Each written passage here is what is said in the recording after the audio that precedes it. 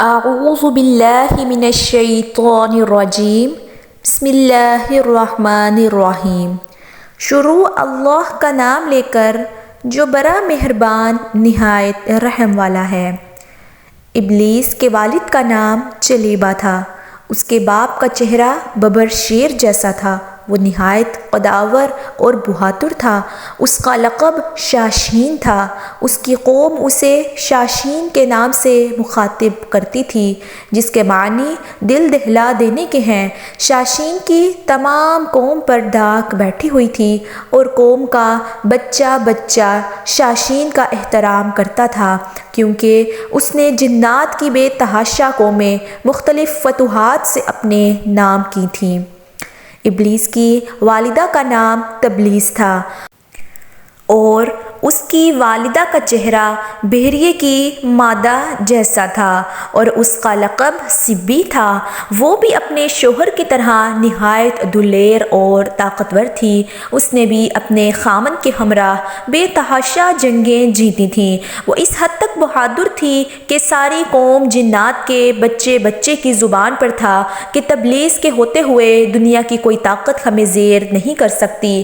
جنات قوم کی سرکشی جب حد سے بھر گئی، جب جگرے فساد سے زمین لرز اٹھی، تو آسمانوں سے فرشتوں کو حکم آ گیا کہ جاؤ اور ان سرکش جنات کو مار پھینکو۔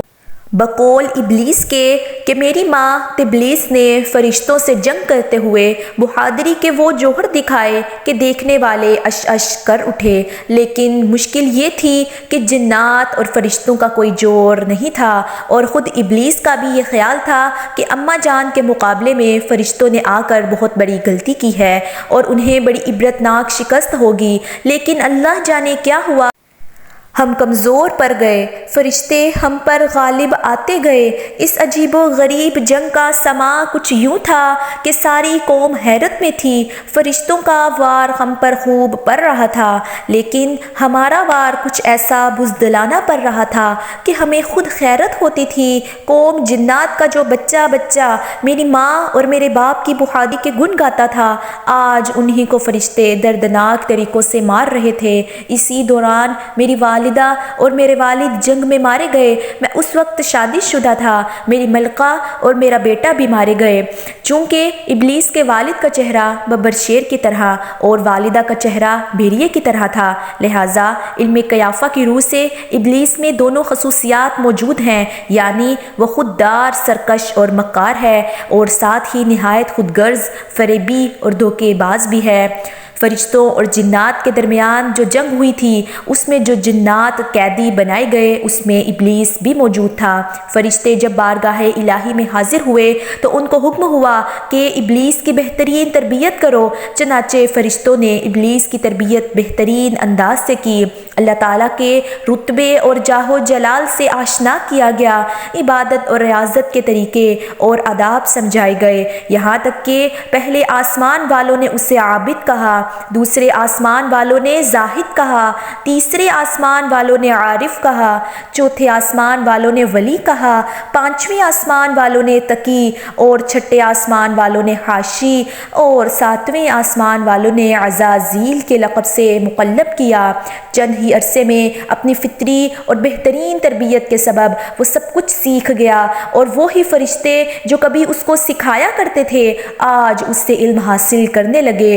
رفتہ رفتہ عزازیل اپنی قابلیت کے باعث فرشتوں کا استاد بن گیا۔ ابلیس اپنی عبادت اور زاہد میں اتنا مقرب ہوا، اس کے مختلف آسمانوں میں مختلف رتبے بنے۔ اللہ تعالیٰ کا ہمیشہ سے ایک دستور ہے کہ وہ اپنی رائے کو سب سے الگ تھلگ رکھتے ہیں، اور کسی کو بھی اس امر کی خبر نہیں ہو پاتی۔ اللہ تبارک و تعالیٰ فرماتے ہیں کہ میں جس کو چاہتا ہوں عزت دیتا ہوں اور جس کو چاہتا ہوں ذلت دیتا ہوں۔ ایک روز عزازیل اللہ تعالیٰ کی حمد و ثنا بیان کرتا ہوا جب ساتویں آسمان کی سیر کرتا ہوا جب لوح محفوظ پر پہنچا تو کیا دیکھتا ہے کہ لوح محفوظ پر ایک عبارت لکھی ہوئی ہے کہ ہمارا ایک بندہ ایسا ہے جس کو مختلف قسم کی نعمتوں سے مالا مال کریں گے، اور زمین سے اس کو آسمان پر پہنچا دیں گے، اور آسمان سے پھر اس کو جنت میں لے جائیں گے۔ اس کے بعد ہم ایک خاص کام پر اس کو معمور کریں گے، لیکن وہ انکار کرے گا اور بغاوت پر آمادہ ہو جائے گا۔ عزازیل اس عبارت کو پڑھ کر بہت حیرت زدہ ہوا اور اپنے دل میں خیال کرنے لگا کہ ایسا احسان فراموش بھلا کون ہو سکتا ہے۔ دوبارہ عبارت پر غور کیا تو عبارت کے قریب نہایت واضح الفاظ میں لکھا ہوا تھا کہ اعوذ باللہ من الشیطان الرجیم۔ یہ پڑھ کر وہ تقریباً 2000 سال تک روتا رہا اور خود پر ہی لعن طعن کرتا رہا کہ ایسا بدبخت بھلا کون ہو سکتا ہے جو رب کریم کا نافرمان ہوگا۔ گھبرا کر بارگاہ الہی میں حاضری دی اور بولا کہ اے رب العالمین، یہ شیطان رجیم کون ہے جس سے پناہ مانگنی چاہیے؟ اللہ تعالیٰ نے فرمایا کہ ہمارا ایک بندہ ہوگا جس کو مختلف قسم کی نعمتوں سے ہم مالا مال کریں گے، لیکن ہمارا ایک حکم نہ ماننے کے باعث وہ مردود بارگاہ ہو جائے گا۔ عزازیل نے عرض کیا یا الہی، میں اس مردود کو دیکھنا چاہتا ہوں۔ اللہ تعالیٰ نے فرمایا تو اسے جلد دیکھے گا۔ عزازیل اسی سوچ میں ہزاروں سال تک مبتلا تھا کہ اسے معلوم ہوا کہ حضرت آدم علیہ السلام کا پتلا تیار کیا جا رہا ہے۔ اس پتلے کا سر مکہ معظمہ کی خاک، گردن بیت المقدس کی مٹی، سینہ عدن کی خاک سے اور پشت و شکم ہندوستان کی سرزمین سے، ہاتھ مشرق کی خاک سے اور پیر مغرب کی زمین سے تیار ہوں گے، اور باقی گوشت پوست وغیرہ تمام زمین کے مجموعی خاک سے بنیں گے، اور اس کے علاوہ اس میں آگ، پانی اور ہوا کو بھی شامل کیا جائے گا۔ مختلف جگہوں کی مٹی شامل کرنے کی حکمت یہ ہے کہ اس پتلے کی نسل مختلف شکلوں میں نمودار ہو سکے گی، اور عناصر کو شامل کرنے کی حکمت یہ ہے کہ اس پتلے کی نسل 4 طبائقہ حسین امتزاج ہوگی۔ پیارے دوستو، اس ویڈیو کا دوسرا حصہ دیکھنے کے لیے ہماری اگلی ویڈیو کا انتظار کریں۔